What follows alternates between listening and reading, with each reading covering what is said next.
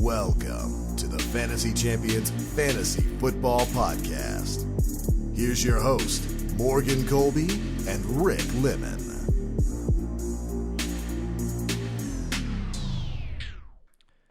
What's poppin'? What's up? Welcome to the Fantasy Champions Fantasy Football Podcast. What is with the southern accent to start our shows lately? That was a southern accent? I don't know. It kind of felt like it for 3 seconds, and then...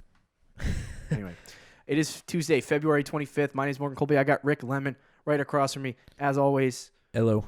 welcome into the podcast. We got a lot to get to in this episode. News, and then we're going to take a break from our regularly scheduled content and discuss our 2020 edition of tips and tricks. Oh.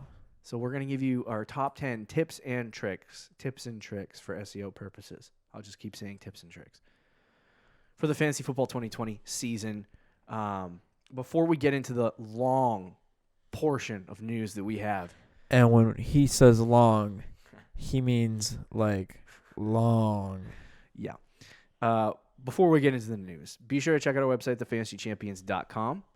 I believe soon we will be posting We'll be posting an article by our writer, Adam, this week on things you should remember from the I believe it's about things you should remember, or things we learned, or whatever, from the 2020 season.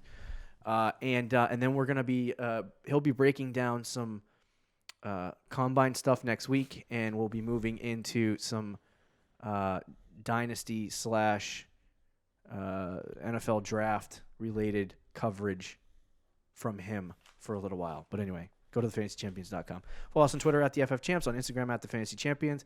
Go to Facebook at facebook.com/thefantasychampions and like us on Facebook over there.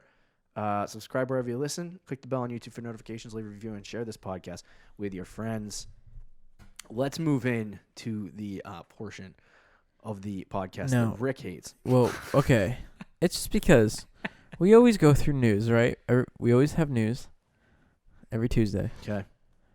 And usually when we do the news beforehand, I'm like, hey, if we want to get our podcast done on time, we should limit the news. And you're like, yep, yeah, you're right. You're absolutely right. Then I open up the show notes.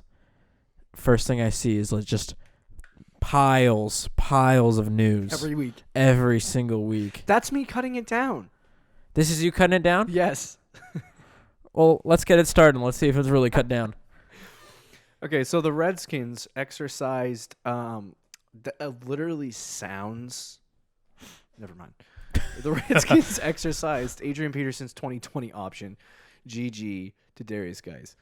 Yeah, that's tough. I love Darius Geis so much. I follow his Twitter account, and he's kind of funny, but I'm very sad that he's not. Yeah, that does suck. He kind of shows. Why are the Redskins doing that? Why do the Redskins do anything? Yeah, that's fair. That's a good. Actually, Darius Geis injury concerns make sense. Yeah. The Seahawks expect Will Dissly to be ready for Week 1. That doesn't matter. He's going to be there because he's going to be third string tight end at this point. The Miami Herald said it's likely that Josh Rosen remains the Dolphins. He remains on the Dolphins, barring something unexpected. So why? I don't know. They re-signed Fitzpatrick, and they're going to keep Rosen and draft a quarterback. Herbert, yeah. Okay. Hey, okay, quarterback by committee. Oh gosh. They actually think that Fitzmagic is probably going to start Week 1. Would be the guess. That's not surprising if they draft somebody. Yeah.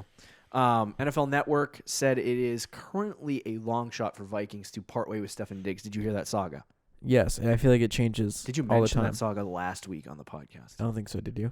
No, I don't remember. No, I don't think we did. You talked to me about it at one point because we might have actually. Now I'm thinking about it. But I anyway, don't remember. So Stefon Diggs, if you are unaware, Stefon Diggs deleted, I guess, all Vikings content on his Twitter related posts related to his Vikings tenure. All of it deleted. So I don't know what the future holds for Stefon Diggs. I feel like every time he does something like this, like wasn't there like 3 times this year where we thought he might be traded? Oh yeah, yeah. it was he's getting traded, he's not getting traded, he's getting traded. Then he wasn't getting traded, and then 3 months go by, and now he's getting traded, and now he's not getting traded again. Of course. The Athletics, Ben Standage, I don't know how to say your name, bro, reports that Jordan Reed has cleared concussion protocol, and the Redskins released him. So now he's a free agent. And he'll probably stay free agent. Yeah, he said he wants to play, so we'll see what happens. Jarvis Landry had hip surgery. He's expected to be sidelined 6 to 8 months following his February 4th operation date. Yikes. That's a long time. That's August. Is that going to chew into That's his August season? at best. 6 Yeah, months is August at best. Yeah, so that's Wow. He's so probably gonna take miss. that into consideration when drafting him. Is that good news or bad news for Um, Odell? Probably good news Would you say that's good news? for Odell. Yeah, for Baker. Oh, See, I don't think it is. the Browns feel like they're just absolutely imploding right now, so we'll see what happens. The Bengals coach, Zach Taylor, insisted the team wants to keep impending free agent A.J. Green. Okay, so that's what Zach Taylor said. An NFL executive told ESPN's Jeremy Fowler he thinks free agent A.J. Green wants out of Cincinnati. So we have hit a crossroads, Zach Taylor. I guess we'll see. Perfect landing spot for A.J. Green. Patriots. Fantasy obviously. football. Related. Would it be nuts to say the Bengals? With Joe Burrow? Yeah. Maybe. It depends on if Joe Burrow's. I don't know. I'd have to think about that question. You know where he'd work too? Where? They wouldn't do it, but Arizona. Yeah, they have a lot of weapons already.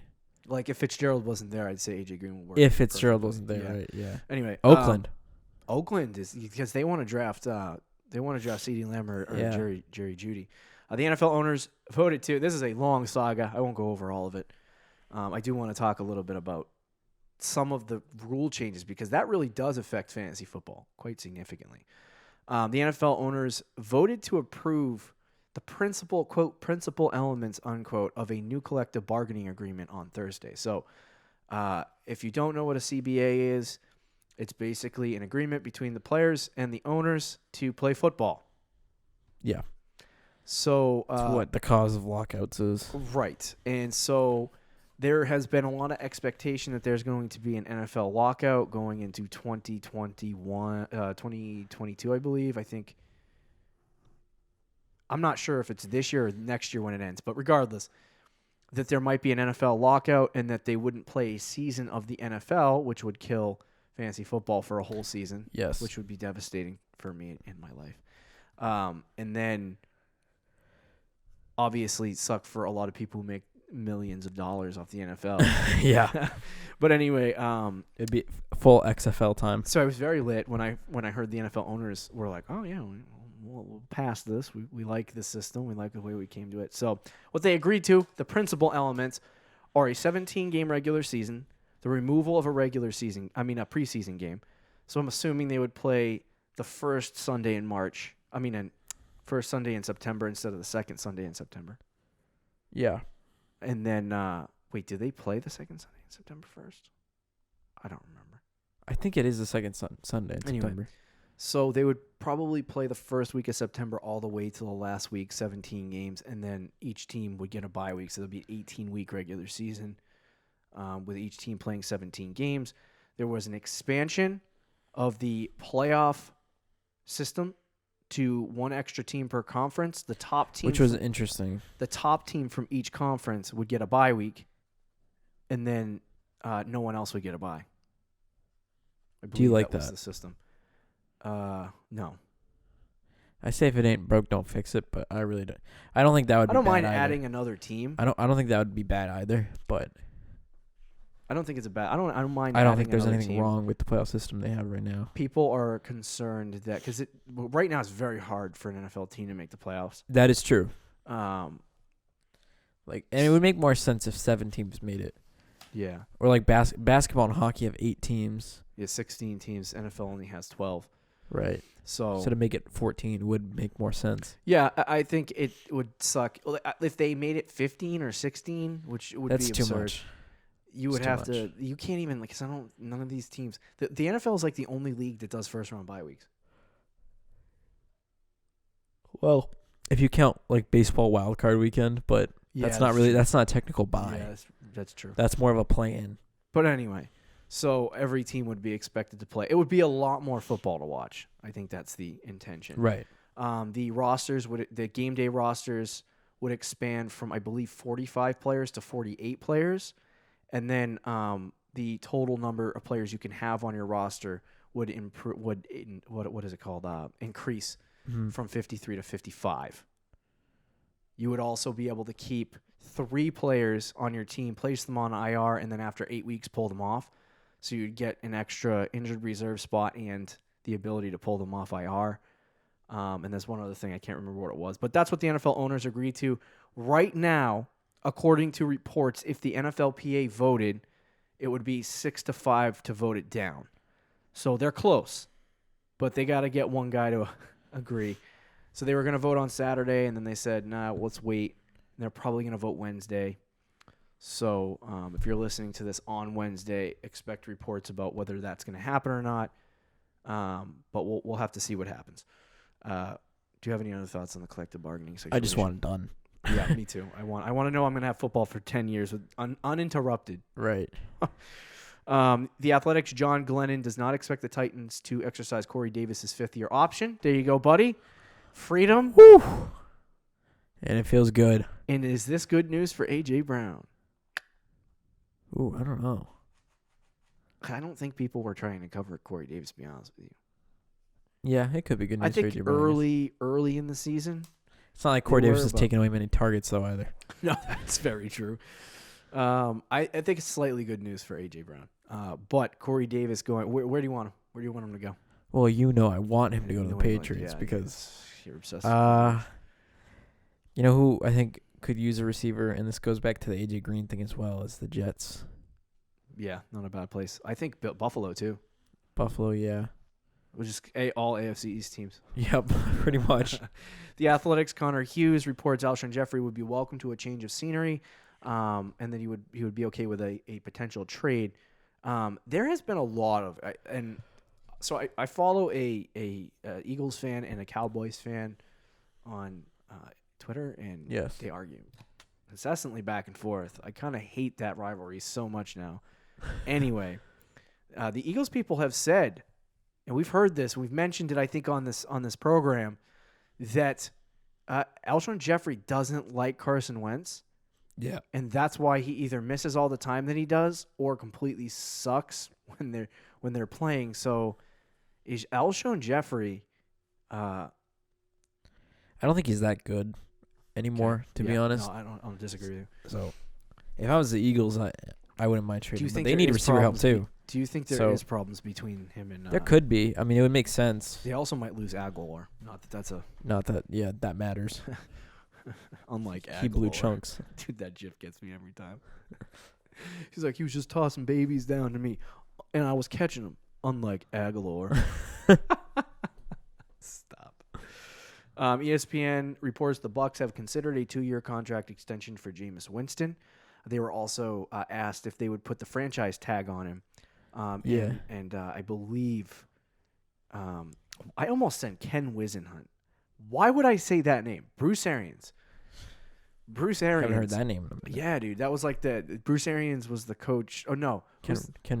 Was Wisenhunt the coach before Bruce Arians? Or was that like years ago? He was a coach of the Cardinals. Yeah, at some point, yeah. So Bruce Arians was also asked if they would put the franchise tag on him. He said he wants to see how the quarterback field shapes up. Yeah, I saw that quote, and did you see when they asked him about it? He said, I think he said, there was like, oh, are there any free agents that you guys would be interested in? And he goes, yeah, if Tom Brady and Phillip Rivers want to come, yeah. He pretty much, I mean, that's paraphrasing, but he said the names Tom Brady and Phillip Rivers. Yeah. And they're both technically still under contract for their teams. So it's tampering. Tampering a little bit. But I don't know if the NFL is actually going to fine him. Yeah, that's interesting. The Lions re-signed Danny Amendola. Jim Irsay said all options are on the table at quarterback. So they're one of the teams in the market for a quarterback. We'll see if they draft one or pick one out. I don't know what their plan is. They should have just not started Jacoby Brissett this year. Yeah. And tanked for a quarterback My goodness. You've done it before, Jim. You might as well just do it one more time.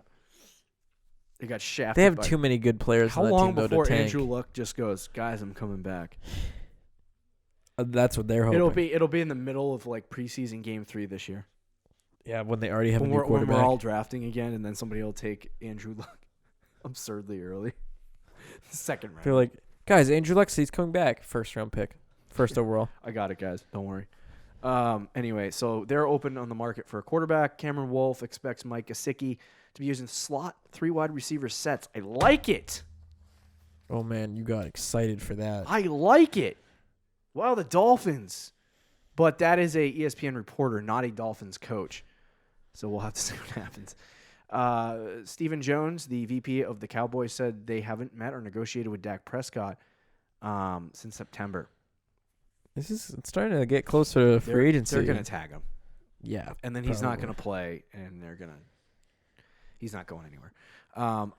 Appearing on Rich Eisen's show last week, Adam Schefter said that he expects the Titans to be in the mix for free agent Tom Brady. They were another team.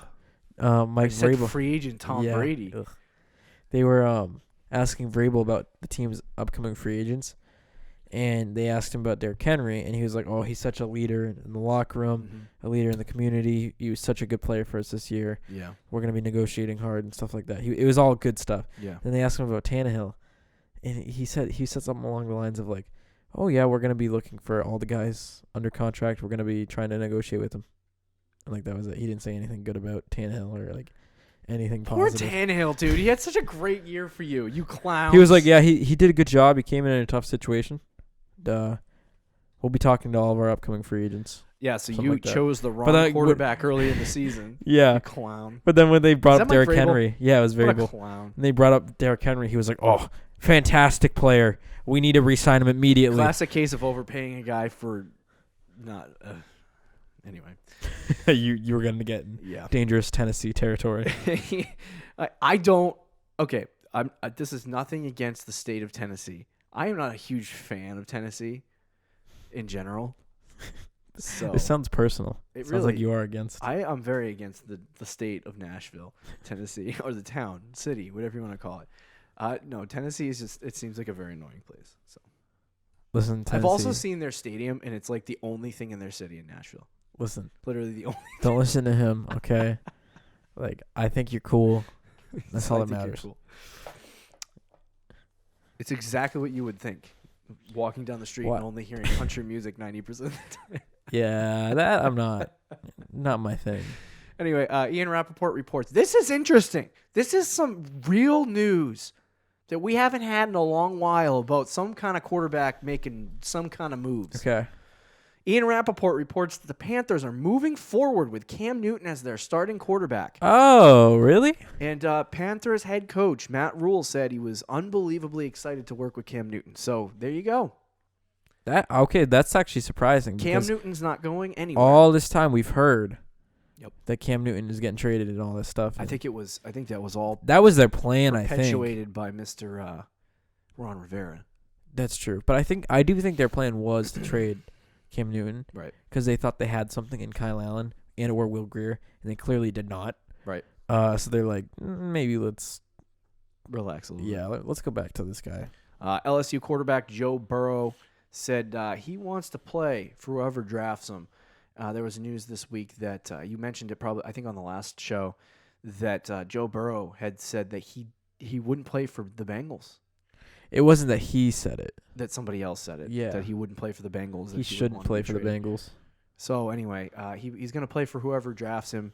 He said, I think that part of the statement was that he would never not try to play a football or something like that. But anyway. Something like that, yeah. Bears GM Ryan Pace said, "Oh, this got my Montgomery juices flowing." Okay.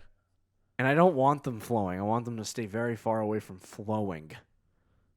I love you, David Montgomery. You have to relax with David Montgomery. Pace said David Montgomery can beat teams featured back and carry a heavier load in 2020.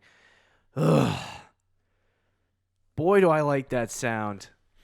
300 touches for David Montgomery? I'll take it.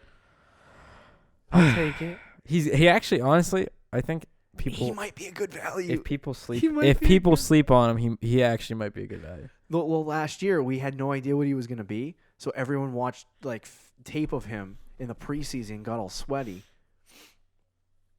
I still don't like the Bears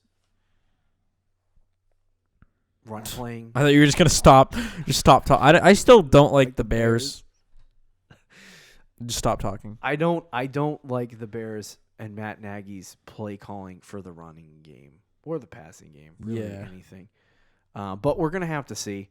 I think if he's in line for like 280 to 300 touches, you have to look at him. Like you can't not. You know what I mean? Mm-hmm. But I just can't he was just not good.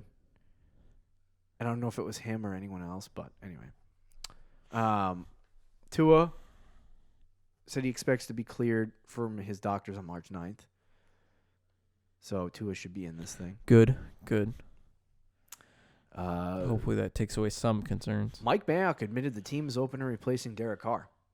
So I actually listened to the whole interview. Okay. That's a very loose way of saying it because the whole interview is about him praising Derek Carr. He's like, he wasn't the problem. We love Derek Carr. He had a 70% completion percentage. He had a 3-to-1 touchdown ratio. Our problem was just scoring in the red zone. We couldn't score in the red zone. That's on the defense. That's on special teams. That's on our inability to score in the red zone. Derek Carr played great. But then so after all that, he stops and says, but we're always open to upgrading each position if available. Oh, boy. Pretty much saying they're going to stay with Derek Carr unless Tom Brady decides to come. Yep, that's true. Titans GM John Robinson said they will do everything they can to keep impending free agent Derrick Henry. We talked a little bit about Derrick Henry earlier. Giants GM Dave Gettleman, the man who was the butt of everyone's jokes last season, said the team is open for business as it performs, as it pertains to trading. Performs. Why did I say performs? As it pertains to trading the number 4 overall pick. Why? So, I don't. Well, I mean, if they're looking for because the Giants kind of just need O-line and defense. So if there's a certain offensive line, you're raising your eyebrows. You think the Giants would trade all the way to 30? Oh no, it's 23. Oh, interesting. Give me some Tua in New England. Right now. You know what it would take though? Oh, dude, I would go to the store and I'd spend $150 on. You know what it would take to get that 4th overall pre-order pick? it. Tom Brady? It would probably take pick 23 if it was just picks. It would take pick 23, our 2nd round pick, and 3 future first round picks. We gave it for our 3rd round pick and 3 future first round picks as well. They can have Sanu if they want. Oh, I would love. You think? I don't think New England would do it. They've never traded up like that before. So you think theoretically, if you were a Giants fan, would you do Gilmore in 23? Stefon Gilmore? Oh, for sure. Because I would too if I was a Giants fan. Because your defense goes way up just from that one move, and you get 23. And now, from Patriots fan, would you do that? Oh yeah, I would too. Okay, Giants and Patriots. We just told you. We just made a trade. We just made a trade for you. Patriots fans will think that's too much, but to get the next guy. Jason Litch said the team is more excited about what O.J. Howard can do in his second year. Bruce Arians' offense. Yeah, right. Yeah, I'm excited too. Look at my face. I'm so excited. John Elway reiterated that Drew Lock is the team's starting quarterback, and not surprised. Bill O'Brien's not going to call plays in 2020. A little surprising. Interesting. So anyway, that's our news and notes. I was going to do this whole episode on just news and notes because it was a lot, and it's only going to get worse. So I know. Anyway, we're going to give you our top 10 tips and tricks. If you made it this far, bless your soul. So we did this show last year as our first ever episode, 114 episodes ago. And we are going to give you our 2020 edition. We didn't really make any changes to it. We kept things generally the same, but maybe some new spins on different topics. Mm-hmm. We will update this every year and give you a new show every year for tips and tricks. So here are your 2020 fantasy football tips and tricks. Number 10 on our list is, from me, a gift to you from me. ADP is your friend. Now, A lot of people are like, yeah, I use ADP. Yeah, ADP. Yeah. Yeah, that's that thing that everyone talks about when they talk about fantasy football. ADP. What's his average draft position? Adrian Peterson. I'm pretty sure that everyone uses ADP. The real question is, do you use it correctly? What does that mean? I don't know. So I think you have to understand the value of that sounds was like loud. That's I think you have to understand the value of a player before you can just go in drafting him.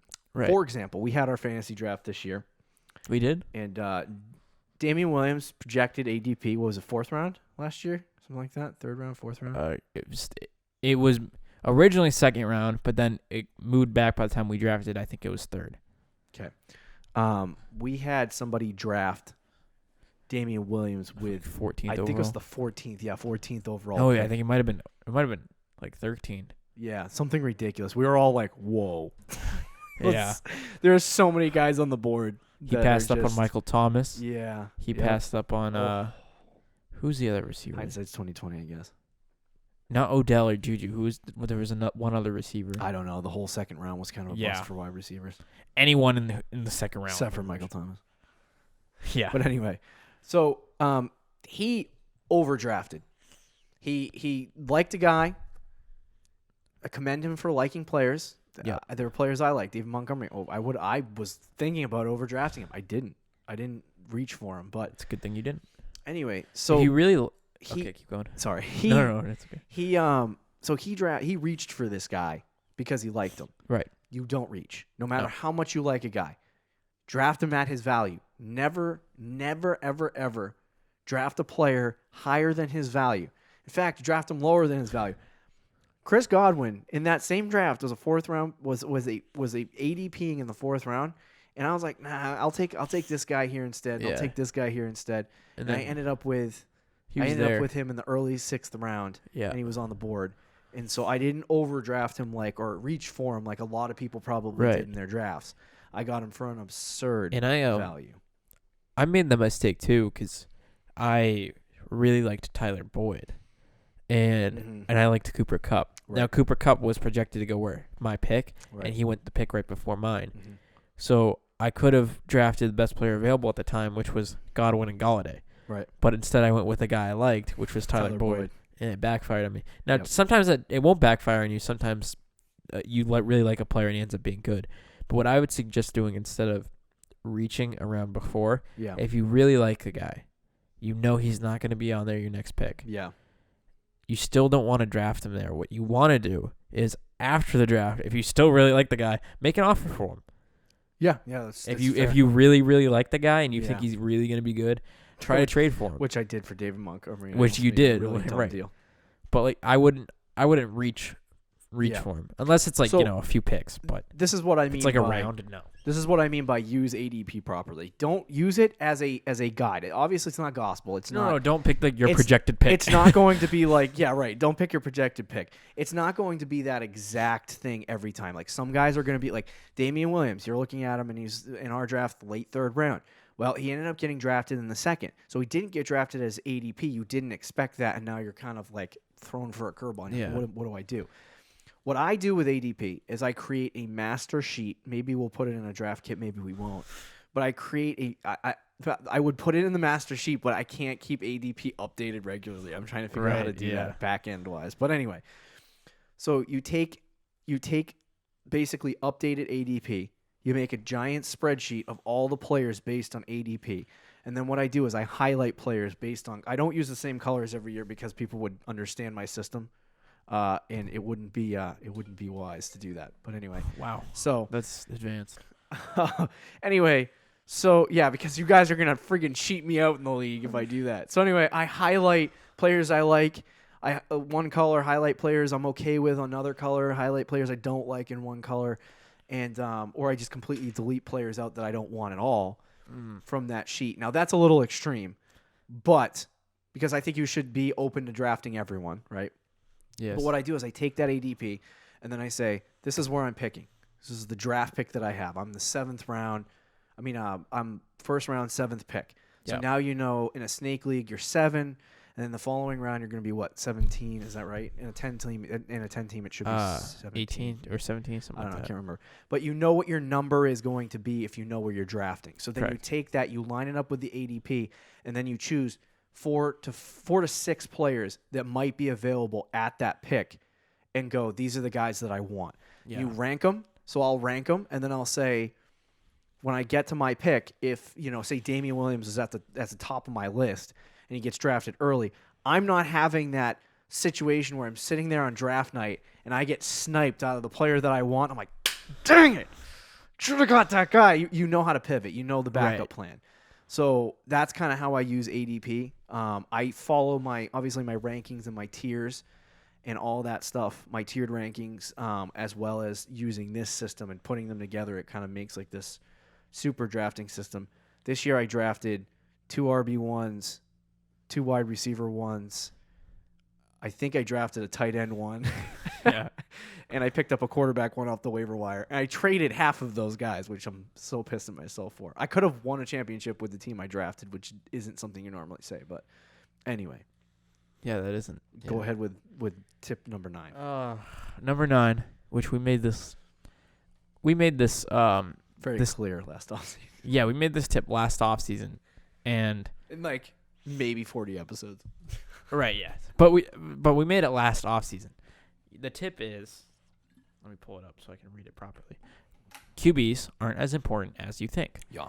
I think it's more towards drafting quarterbacks. Yeah. So the reason why we say quarterbacks aren't as important as you think, obviously having 30 points in your lineup every week is important, right? That's obvious.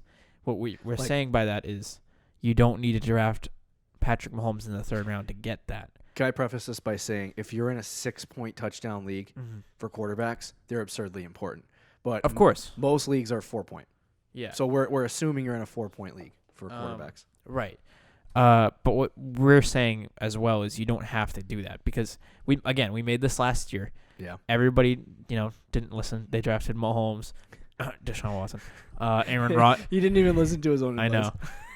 I couldn't help it. I had a big Deshaun Watson in my pants. Yeah. Aaron Rodgers, though, was a big guy. Baker Mayfield. Right. Those were the top guys that got drafted last year. Right. And who ended up being the top quarterback? It was Lamar Jackson. Right. Who was number 2? I think it was Dak? It was Dak, yeah. Something like and that. number 3 was I don't remember. I can look yeah. if you want me to. It wasn't Continue with your point. But either way, the top 3 guys, it might have been Watson.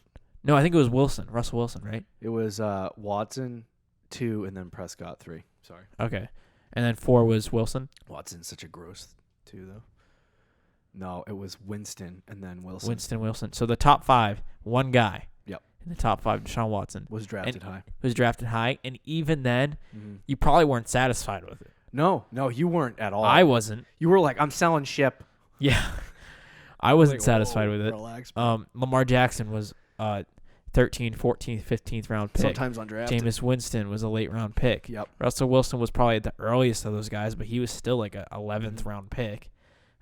You can get all these guys. Matt Stafford, before he was injured, was a top 3, top 4 fantasy quarterback, and he was going undrafted in drafts. You can find these guys. You don't have to draft them early. Right. And if you want to stream, you can go week to week, and you can get 20 plus a week. No, it's very true. I think it took you were a little bit hesitant on the streaming situation last year. Yeah, I still probably won't stream this year. Yeah, I just like picking. I just like drafting. It's slightly more risky, but the payoff is better if you do it right. The biggest thing, if you listen to the Fantasy Champions Fantasy Football Podcast and follow our content online, we'll tell you what quarterbacks to start for the week. Anyway. The biggest things for quarterbacks is not necessarily – they're not as important as you think. When I first started playing fantasy football, I was like, yo, these quarterbacks get way more fantasy points than everyone else. Aaron Rodgers' first-round pick. You obviously have to draft them in the 1st and 2nd round. And as you go along in fantasy football, you realize you can stream – it's the easiest position to stream. It is, by far. it's the most – it's one of – besides running back and wide receiver. Defense, but take running back and wide receiver completely out of it.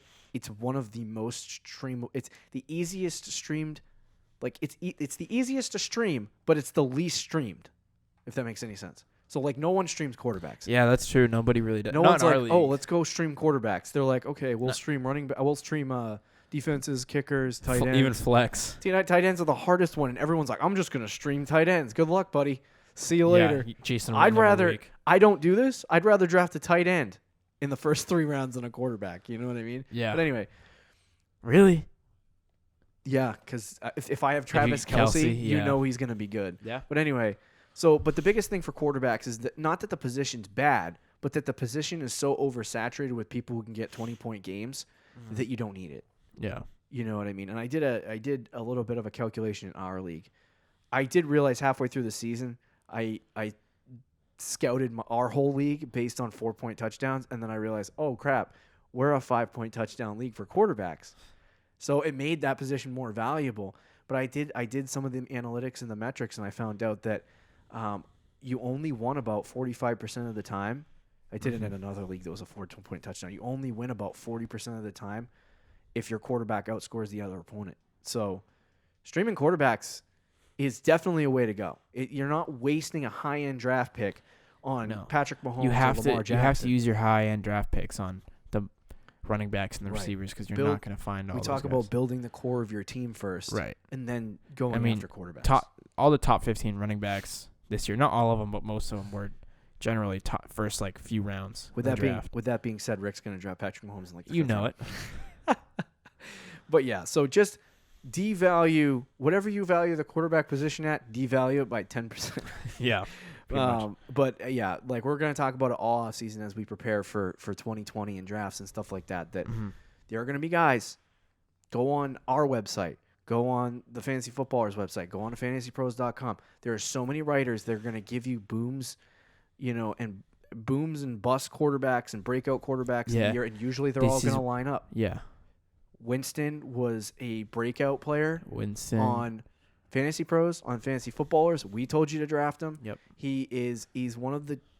Was one of the top guys that people liked coming into this season. Yeah. He ended up being a top 3 quarterback, top 4 quarterback. So it's and then you have Lamar. Lamar people loved because of the running. I loved you know how much I loved Lamar and didn't draft him. I would rather take the risk on a guy that you don't know is going to work than take the risk on a guy that could just drafting Patrick Mahomes in the 4th round, expecting him to do the exact same thing he did the previous year. And he might. But it's a 4th round pick. Right. And we talked about the huge odds of quarterbacks doing that from year to year. Yeah. Lamar, chances are, I love Lamar Jackson. I think he does have a higher floor than Patrick Mahomes did the previous year because of his rushing. Mm-hmm. But repeating as the QB1 is so rare. It's so rare. And so it's you have to be an Aaron Rodgers talent to do it 2 years in a row, and he only did that once. Right. So anyway, tip number 8 is be wise with your flex. This is basically a really quick one. I'll just go over it really quickly. What you want to do is make sure that if you're going into a week, right, and you have 3 running backs on your team, 2 are in your starting lineup, and you slap 1 in your flex. Sure. Play the running back. So if you have, for example, David Montgomery, for example, in your flex, right? Yes. And you have, but yes. You have Saquon and Leonard Fournette. So Saquon and Leonard Fournette are your RB1 and 2. And you have David Montgomery in your flex. David Montgomery plays on Thursday night, right? Yes. What you do is you take David Montgomery, you slide him into one of your RB slots, and then you put one of your starting running backs, preferably the one who's later in the day, in that flex spot. The purpose behind this is stopping if Saquon all of a sudden had some kind of quad injury listed as questionable, and then you get to the game and you find out he's not going to play. If he started in your running back position, you started David Montgomery in your flex, now you're limited to filling that running back slot to just running backs. So now you're like, oh, crap, I don't know what to do. Whereas if you had just moved Saquon into your flex because he was the last running back to play on your roster, you have more options. Especially if for it's a wide tight end receivers flex and running league. backs. Right, exactly. So always be wise with your flex. Yes. I just spoke really quickly. The next one is champions take risks. You love this one. It's one of my favorites. So I take so many risks. Yes. Let's go back to 2018 fantasy season. Whoa. Going back. The championship I won. It was fantastic. I made the second. It was huge. It was huge. It's fantastic. That year I had arguably the best team in the league. Maybe like second or third. Yeah. But I didn't have to make any trades. I think I was like 4-0 or Yeah. 4-1 or something early in the Right. season, and I ended up making like the most trades in the league along with you. We made the two most. I always make the most trades in the And in the regular season, where did we finish? top 2. It was 1 and 2. Yeah, I regular mean, season. Yeah, regular season. Sorry. You choked in the playoffs, but that's okay. We don't have to talk about that. choking the playoffs. Commissioners never win. Commissioners never win. But we ended up, and everybody was like, "Why are they making trades? They're already good." I'm just gonna call this episode "Commissioners Never Win." But we were taking risks. We know Yeah. your team is never good enough in week 5. It's No, never good enough to no. win a championship. You always need a upgrade at running back. You always need or upgrade at receiver. You always need a better flex. You might want Patrick Mahomes as your quarterback. Good luck with that. Right. But there are always spots on your team where you can use upgrades, even if it's a bench, Yeah. which isn't a risk. But Always upgrade. so it's more just make trades. Is taking risks. He's like make trades. Well, no, there's a lot of risks that you can take. I think for me, I went into I lost in I believe it was the Second round? semifinals. Yeah. And I lost in the semifinals and in our home league, and I was pissed. But the difference was me not taking the risk on Kenyon Drake, Oh yeah. and I thought about starting him over Julian yeah. Edelman because I heard about the shoulder injuries and I was Yeah. nervous about that. And I'm like, no, I got to stick with Julian. And instead of taking the risk yeah. and starting, I played it safe with Julian Edelman, thinking that it was okay for me to play it safe in my flex, and I ended up losing the game. Yeah, I mean, look at if you want to just go by starting and sitting, there's so many teams that had a good quarterback, drafted a good quarterback. Deshaun Watson, for Yeah. example. Deshaun Watson's playing against the 49ers. Yeah. I don't know if he even And you did, just but I'm using stick it with as an him. example. Right. You draft a quarterback and you're like, well, he's my guy. I drafted him. Mm-hmm.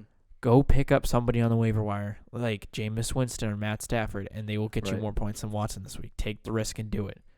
Just because Deshaun Watson's name is Deshaun Watson, you can bench him. It's Right. okay. Right. Just because Aaron Rodgers, you drafted him in the 5th round, he's not having a good year and he's on a bad Mhm. matchup. Sit him. It's fine. Right. Take the risks just because of the name. Champions take risks. You can sit him.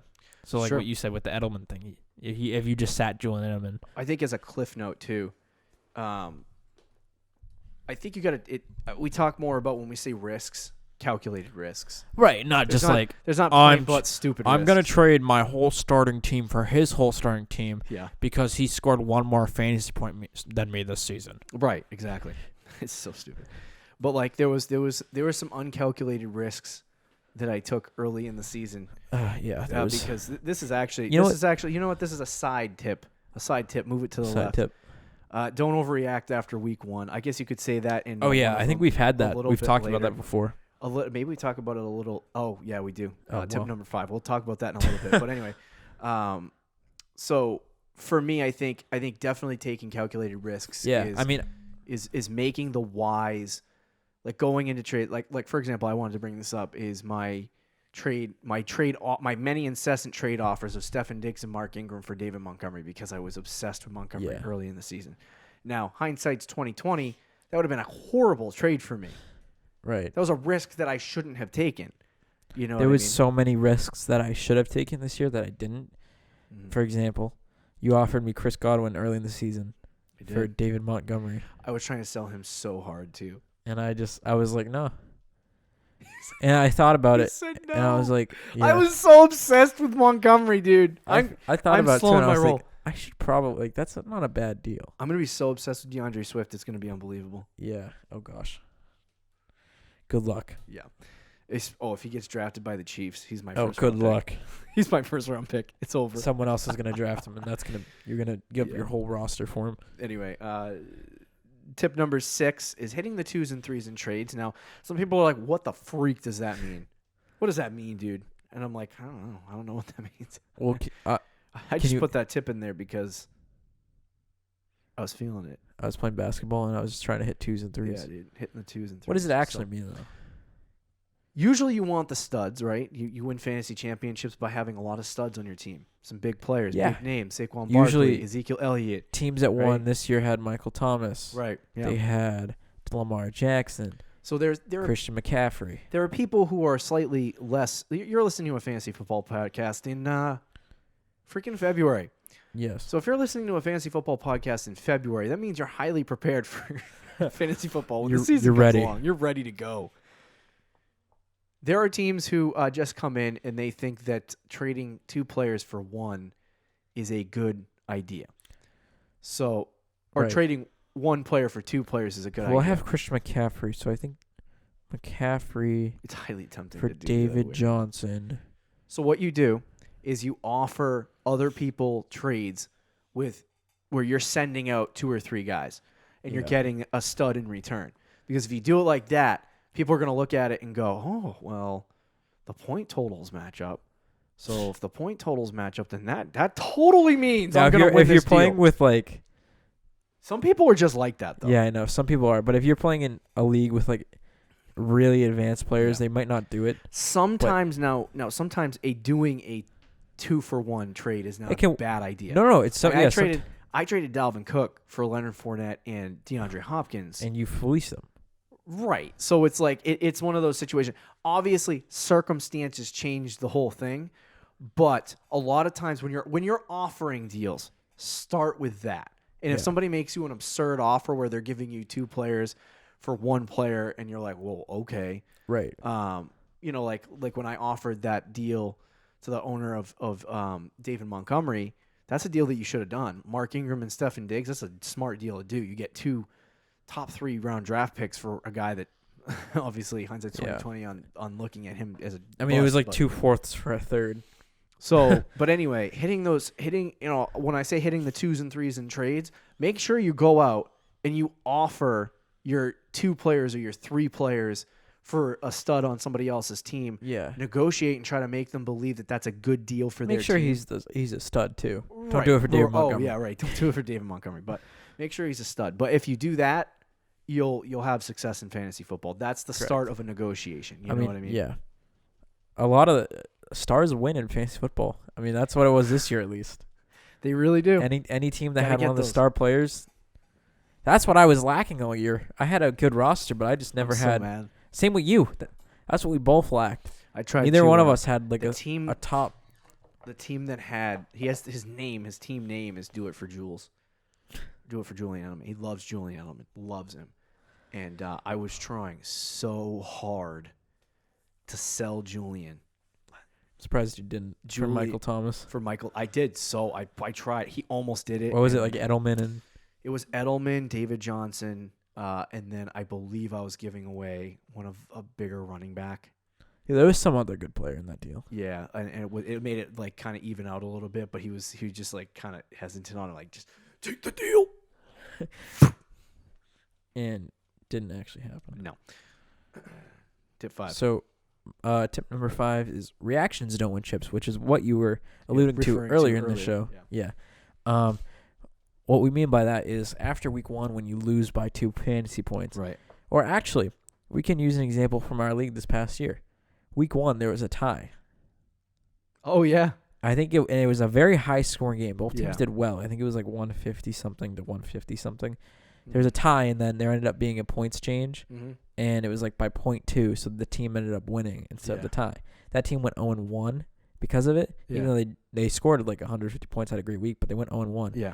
They ended up they kind of overreacted to the loss. Made a million trades. Made some dumb trades, and it tore their season apart. Yeah.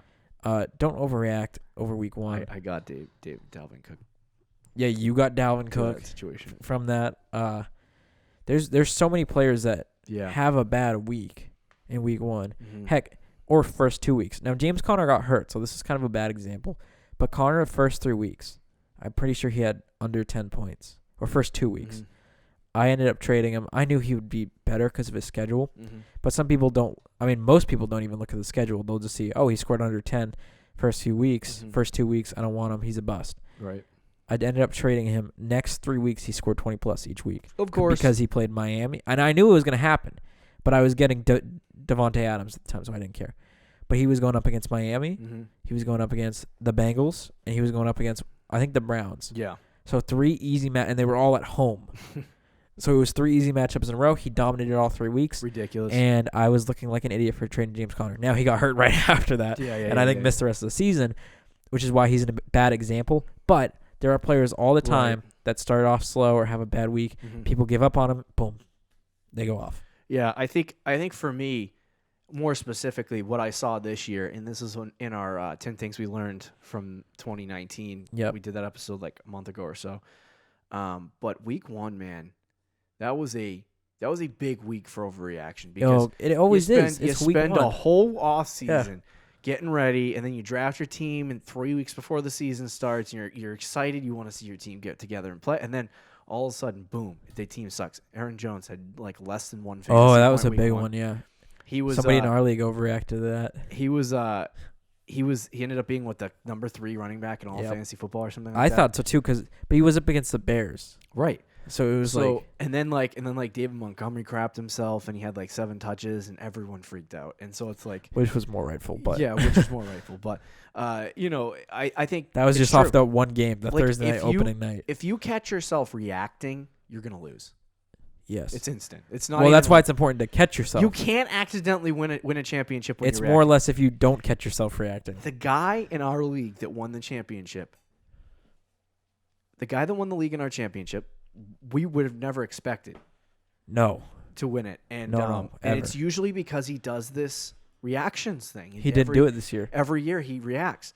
And so I offered him a deal for Michael Thomas on the premise that he was going to react. It was like he would react because and he was on accept the deal, and I would get a league winner, and it was that Right. easy. And I was like, yes. So I offered the deal, and he didn't react to it. And he was like, I think he was out of the playoffs for some time. yeah, Like midway through the season, I think he was under 500. yeah. I mean, it was so tight in our It's like league. just don't there's no reason to react. Obviously, calculate. Like for me, I loved what Mark Ingram was doing early in the season. Yep. Thought he was really good. If I held on to him, it would have been a different story. And I don't remember what I traded him for, but anyway, I think it was probably Juju. It was Juju. It was a bad deal. deal. It was a Juju. But I had a plan. I said, I know the first 3 weeks of the season are going to be easier games for Mark. Correct. He's going to come out, going to have a couple of good weeks. Good idea. As soon as weeks 4 and 5 come out, which he ended up falling apart for a couple weeks when harder matchups showed up. And so I didn't react to when he had really good games. I just said, okay, I'm going to sell him at this point. And then when I sold him, I was hoping I would get a good player in return. Obviously, I needed to negotiate a better deal. Right. Side note. But you know what I mean? I didn't react to the situation of him playing well and telling teams like, no, I'm holding on to him because I'm having a little foresight and thinking. So don't react. Tip number 4, don't just rank, tier your rankings. So a lot of people just go into their draft. I think we had a friend came into our draft, printed out the ESPN.com straight off, hot off the press from ESPN.com. Yeah. No, you know what? He didn't even use. I think he used Yahoo. Yahoo Sports. The rankings from Yahoo Sports. No tiers. No. Straight out of the machine. And he used that to draft. So funny. He doesn't even have a computer. He's like drafting on his phone. His Chinese phone. He doesn't. Yeah. Anyway. So he didn't tier his rankings. And you might say, you probably, if you play fantasy football for a long time, you probably know what a tier is. It's just basically taking players. So if I have my running back rankings, it's taking players and saying, this is my, like tier 1. These are the best running backs. I see them in the same class, right? Correct. So you'll say this year, for me, probably it will just be McCaffrey tier 1. That's it. Yeah. Maybe McCaffrey and Barkley. But you get that situation. And then for me, tier 2 would probably be guys like Dalvin Cook, Ezekiel Elliott, people in Correct, that category. Yeah. So it's like you put players who are of the same caliber in groups. So you have your rankings, your top 10, top 12, top 24, top 30, top 50, whatever. And you go through and you say, okay, these 4 players are in the same group. These same 3 players are in the same group. These same 6 players are in the same group. So all of these guys are in the same kind of, it's almost like categorizing people or tiering them in a way that the value of the player, even though there's a gap, right? Right. For example, if you were to just take the tight end finishings from last year, right? And you were to say, okay, my tier 1 is Travis Kelce with 154. This is through standard. I just clicked on it. Standard through 16 weeks. So bear with the totals. They're going to be like, no, that's not true. Travis Kelce, through 16 weeks in Standard League, scored 154 points. Mark Andrews scored 143, Tier 1. The next guy down, George Kittle, scored 128. So there is a discrepancy right there between the point totals. Now, granted, Kittle didn't play right, as many exactly. games. But He you missed get the 2. point. But, right, yeah. So then you draw a line and you say, then it was Kittle, Ertz, Waller, and then another line, Cook, Austin Hooper, another line, Hunter Henry, Dallas Goedert, so on and so forth. Point is, like, just because the players finished first, second, and third, Right. what if the player that finished second had 80 more points than the person that finished in third? Right. Obviously, it's second and third, Right. but there's a huge gap between. Like Michael Thomas was clearly the one. Exactly. You don't take last year's finishing totals, by the way. You rank your players and then add the line. So you're basically trying to predict.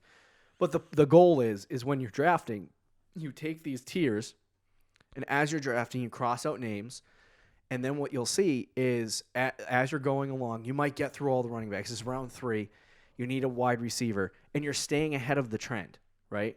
So what happens is everyone's on a run of running backs, and what do you notice on your little sheet as you're crossing names out? Well, there's a tier 3 wide receiver that's just laying out there, and no one's taking him. Yeah. And then you take that tier 3 wide receiver, and you kind of stole him away from everyone while they're out here drafting tier 5 running backs. You know what I mean? Yeah. So that's kind of the system that you want to take into it. But I think for me, I'm like, don't just rank your things, tier them. Tip number 3. Tip number 3. Okay, my phone just crashed when I said that. Now I have to reopen the app. You set me up perfectly. Now I have to reopen it. Sorry. Focusing on running backs. And the reason we say this. I was nervous that it was going to take you longer to get to your phone. No. You did set me up perfectly though, and I just right when I opened it, Passed it crashed. the assist, and then you just I bricked. the layup. But I so focusing on running backs, this is I think more pertains. Well, it's in general, but for me, when I think of this, I also think of the draft. Yeah. Tight ends, obviously, they don't score as much. Quarterbacks, we talked about earlier, you can find them dime a dozen, or at least week to week, they can be a dime a dozen. Right. Running backs, however, it's a little different. You look at the top running backs. It's one of the weakest positions in fantasy football. What is it? It's one of the weakest positions in fantasy football. Yeah. Oh, yeah. Wide receivers this year, Michael Thomas blew everybody out of the water. Yep. After that, though, everyone else is the same. Everyone else was the same, from Chris Godwin to DeAndre Hopkins to Julio Jones. They were all the same player. At running backs, and this was a down year for running backs, a very down year. Yeah. If you had Christian McCaffrey on your team, you were winning a lot of games. You probably won the championship. Yep. To be honest, if you had a halfway decent team around him, you were winning the championship. McCaffrey scored in half PPR pretty much 400 fantasy points this year. That is ridiculous. That is absurd. And even so you could make the argument saying if you take out McCaffrey and Michael Thomas, all the same players. So you could say that because like we just said with Michael Thomas that Chris Godwin and DeAndre Hopkins, they were all similar players. Yeah. So you could say Aaron Jones and Derrick Henry were all similar players as well. But if you look at the point totals, from Chris Godwin, who was number 2, to Julian Edelman, who I think was 4, 5, 6, 7, 8, or 7. That's Edelman had 200 points in half PPR. Godwin had 230. Aaron Jones, who was second in running backs, had 275, and at that same spot, Derrick Henry, who was number 7, had 246. So that's about a 40 to 50 point difference between the number 2 running back versus the number 2 receiver and the number 7 receiver and the number 7 running back. So it's about a 50 point difference, which is huge in this grand scheme of things.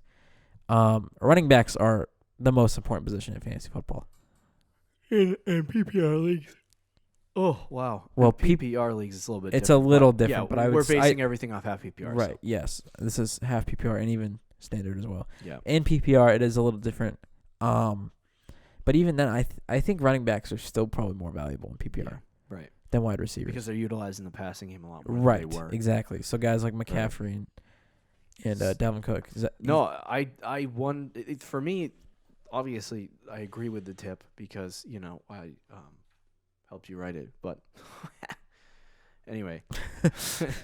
No, when you're drafting, you have to make sure you're getting a running back. and everyone talks about this. I'm not going to disagree with strategies. Strategies work different ways. Correct. Like if you draft 2 wide receivers, that doesn't mean you can trade a high-end wide receiver for a high-end running back. You know what I mean? Like that's not inevitable. Yeah. I mean, that's not something that isn't going to happen. Like you can actually make that work. But going with a wide receiver first strategy in drafts doesn't set you up for success. There were a lot of good running backs in the 3rd round this year. Leonard Fournette and Aaron Jones both finished in the top 10. They did really well. 4th round, Mark Ingram finished in the top 10, did really well. But if you don't have, you struggled with this. Yeah. Your team did this year. If you don't have one of those top 3, top 4 running backs, kind of in trouble. Yeah. Oh, big time. Huge. Like I mean, if you have all season, if you have 3 RB1s and it's 7, 8, and 10, which is what I had. It's not good enough. It's not. I had Melvin Gordon, Chris Carson, and I think Todd Gurley for a while, and my team was good. I every single spot was like filled. It felt stacked. Really did. I mean, well, because there was no position where I was like, I don't need a flex. It's Chris Carson. I don't need a RB2. I have Melvin Gordon. Like I had spots that my problem was I didn't have the guy. I didn't have that top notch running back. It's true. I didn't have a McCaffrey. I didn't have a Barkley. I didn't have a Zeke. I didn't have, any of those guys. A Dalvin Cook. Yeah. And that is important. It is very important. Building the core of your team is super important, and focusing on that running back position is like, yes. See, here's the thing. What round was Michael Thomas? Just enlighten me. What round was Michael Thomas? He was ADP? a 2nd round pick. Oh, okay. So when he gets drafted in the 1st round, and I draft my running back and draft the Michael Thomas from next year in the 2nd round, y'all can suck it. No, but I mean, like, my point is, you can get your running back in the 1st round and then get your wide receiver in the 2nd. It's not impossible. And most of the time, like unless you're like late 1st round pick, then who was the wide receiver won the season before? Was it Hopkins or Adams? It was Adams, I think. He was drafted. Depends on your round, league, right? I think. Late 1st, early 2nd is where. But Adams was he was a late 1st. ago. Yeah. So, I think for me, it's like when you're looking at that, like running backs are far more important. Like obviously wide receivers matter, but I was thinking wide receivers are number 2. We talked about this off show last week. Is the position of wide receiver is so deep. It's so. It is. Well, that is another thing. And it's so running backs isn't as deep. It's becoming streamable. It's becoming borderline streamable. Oh yeah, DJ Chark. And like you were able to get like 2 or 3 wide receiver Darius Slayton ones, for a week. high end wide receiver 2, low end wide receiver 1s on the waiver wire. Right. And it just makes drafting the wide receiver position less valuable, which means that if you can snag a couple of really good running backs in the first 2-3 rounds, you're already getting ahead of everyone else. If you have 3 really good running backs on your team, that means there's 3 really good running backs on your team, and the rest of the league is going to be weak at running back. I mean, so now you have the value. The 11th wide receiver this year was Devontae Parker. Yeah. Was he even drafted in our league? No, undrafted. Most leagues undrafted. Yeah. I mean, and Allen Robinson was drafted, but he was late. He was number 10 at wide receiver. Right. I mean, at running back, there are some guys like that had much better years than we thought, like Aaron Jones and Derrick Henry. But those guys were drafted. You cannot find me a guy in the top 24 that was undrafted. Maybe Carlos Hyde. I don't even know if he's top 24 though. And that's only because half the teams, his ADP wasn't a thing because Lamar Miller was a starting running back. Carlos Hyde was on the Browns, I believe, at the time. He's counting. He's counting. He's number 24. Yeah. So you're just not going to get that guy. You're just so that like I said, we listed three wide receivers in the top 15 that you could have picked up off the waiver wire, and no running backs. And so that's why that is the biggest, I think. That's the biggest huge, point. Huge. But anyway, tip number 2, the blocker. This is where we get a little frisky in fantasy football. This is a little frisky, I'm not going to lie. We get a little bad. So what I like to do, playing a team, playing Rick. Rick's like, dang, man. Deshaun Watson, playing that 49ers defense. It's going to be a tough matchup. I think I'm going to stream quarterbacks this week.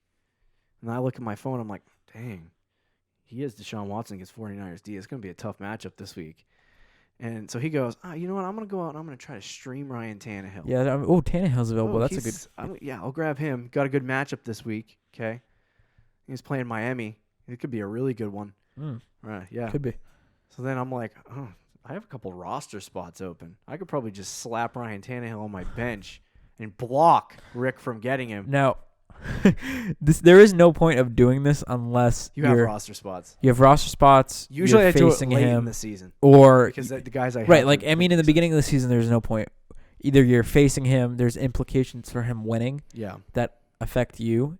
You're obviously playing against each other in the playoffs, or like it would have to be something that matters. Like if you're doing this in like week 3, there is no point in doing it.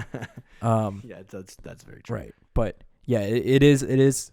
It's very devious though. Yeah, it's fun to do. I did it a couple of times this year. It really It's is fun to be evil. I actually lost a game doing this. You lost because of this, yeah. I lost It's a little bit because of of karma.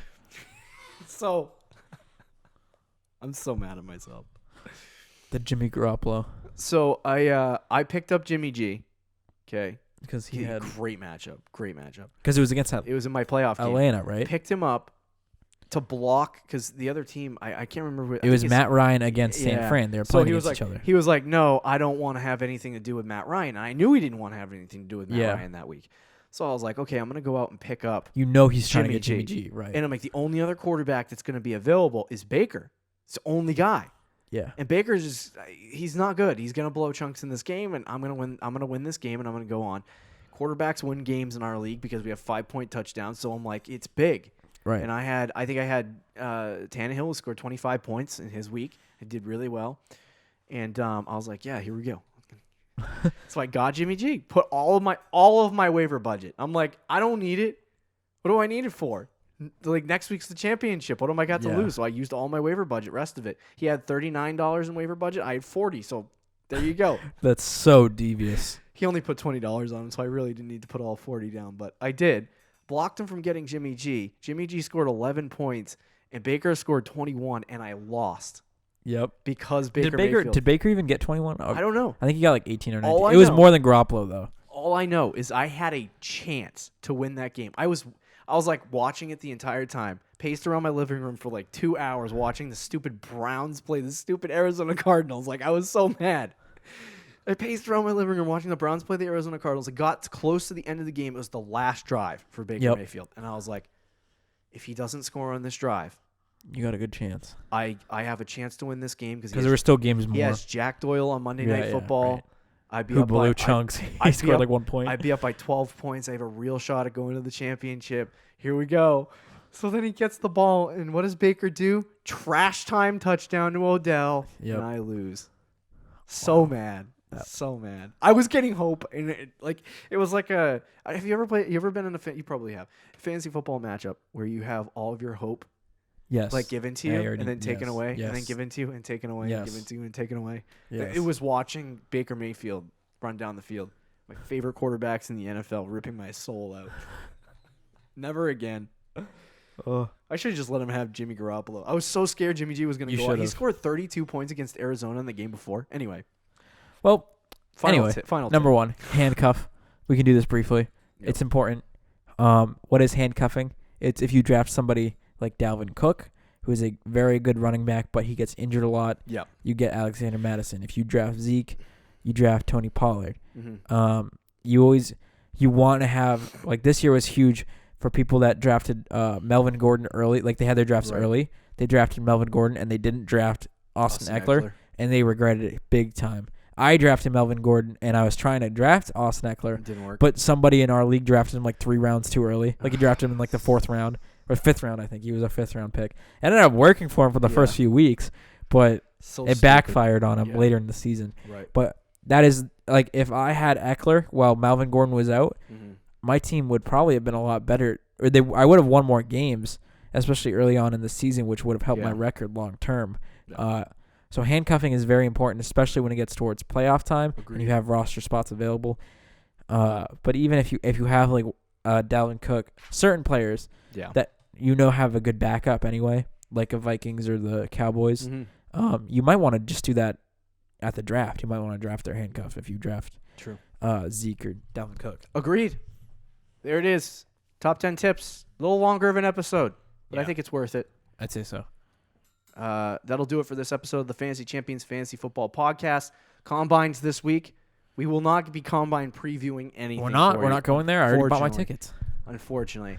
On Thursday's show, we're going to play a little game of Would You Rather. Oh, boy.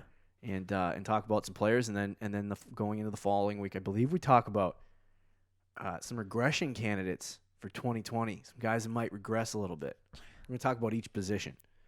So don't forget to check out our website, thefantasychampions.com. Check us out on Twitter and Instagram. My goodness. And talk to you on Thursday, Fantasy Champs. Peace out. Thank you for listening to the Fantasy Champions Podcast. Make sure you subscribe on iTunes and YouTube and follow us on Twitter @TheFFChamps.